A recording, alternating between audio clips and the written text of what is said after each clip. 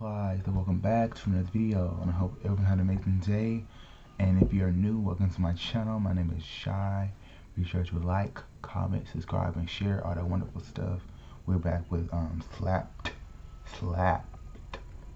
him, and this is 4 tragic things that actually happened on Halloween. So sit back, relax, get your snacks, and let's watch.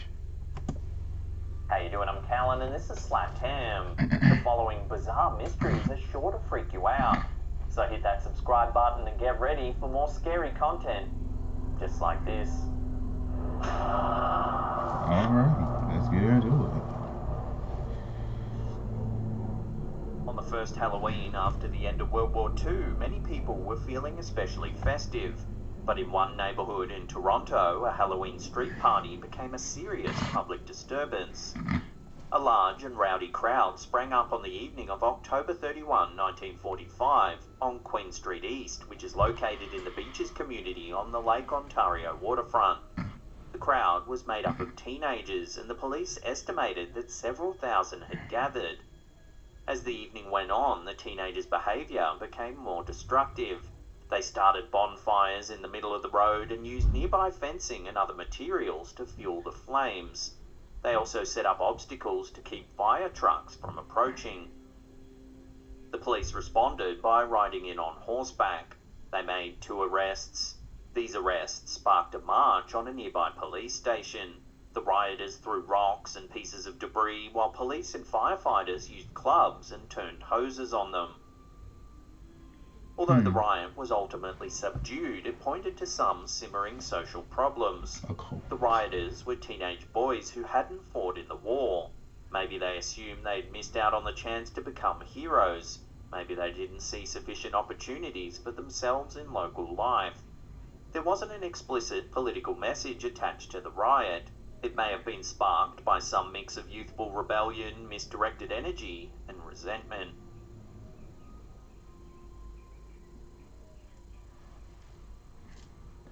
I think I just wanted attention. Halloween is coming. Halloween is coming. Fresh merch. Papa? Yes, little Timmy? I heard Slapped Ham has fresh Halloween merchandise. Why, yes, they do, little Timmy. They've got aliens, cryptids, and this handsome skelly. Papa, can we get some Slapped Ham merchandise? Oh, heavens no, little Timmy. We'll be dead for years. Fresh merch.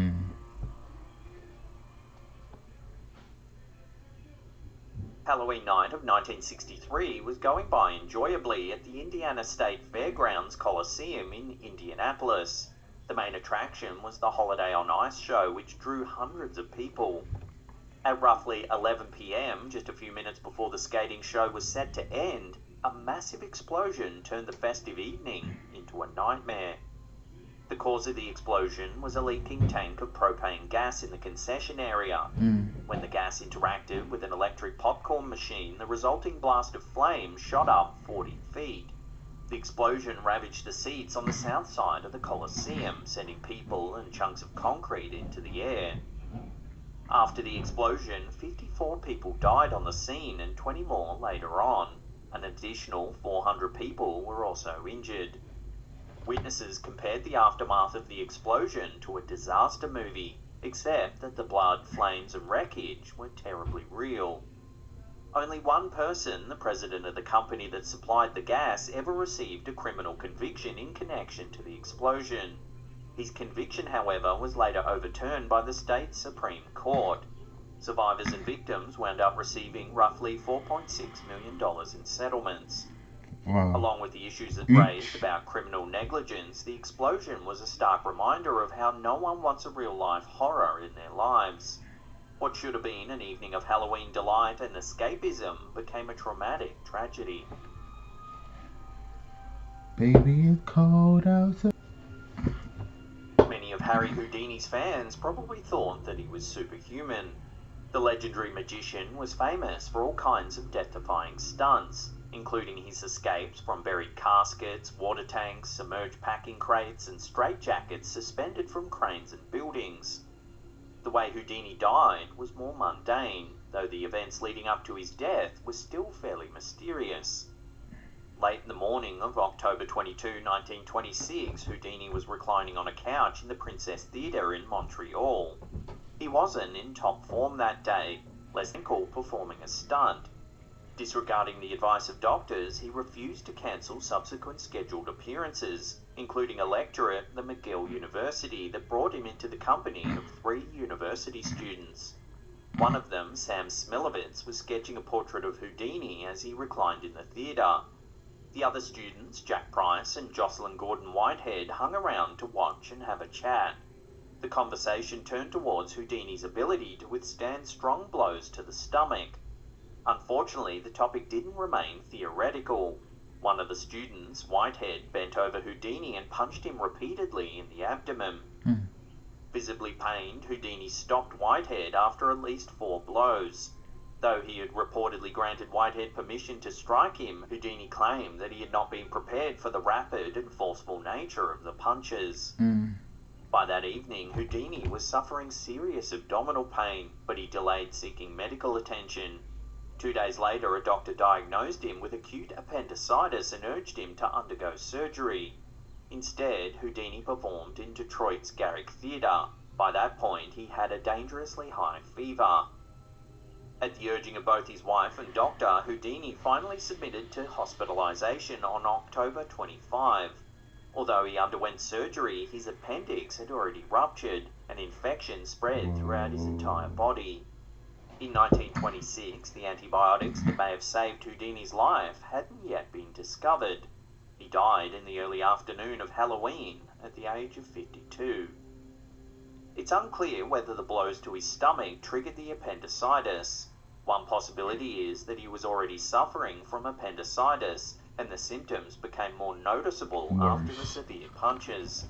Regardless of the initial trigger, receiving prompt medical treatment would have given Houdini a greater chance of survival.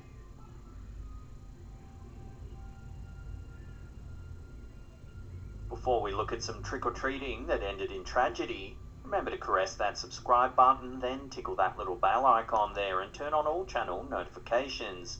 That way you'll be in the loop every time we drop our scary and mysterious videos. Trick-or-treating ended in tragedy for one family, and the case remains unsolved. On the evening of October 30, 1982, Marvin and Ethel Brandlin were handing out candy to trick-or-treaters at their home in Fort Dodge, Iowa. Marvin Brandlin was a veteran of the Second World War and the owner of a small business that performed carpet services. He and his wife had been married for 46 years.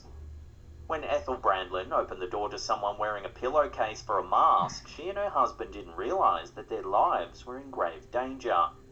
The evening had been going very well, and the couple's granddaughter had just stopped by minutes earlier. The person wearing the pillowcase had cut out holes for his eyes, but the rest of his face was concealed. When he threatened to shoot the Brandlins if they didn't give him their money, they thought at first he was just joking. The man entered the Brandlins' home and pulled out a gun. He demanded that they take him downstairs to their basement where they kept a safe.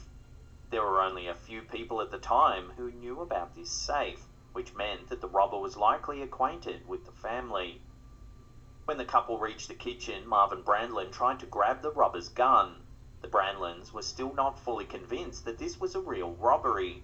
They thought it possible that someone was pulling a Halloween prank on them and only pretending to perpetrate the crime.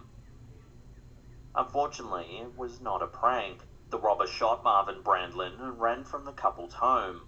Before leaving their home, he removed the pillowcase and threw it away from him.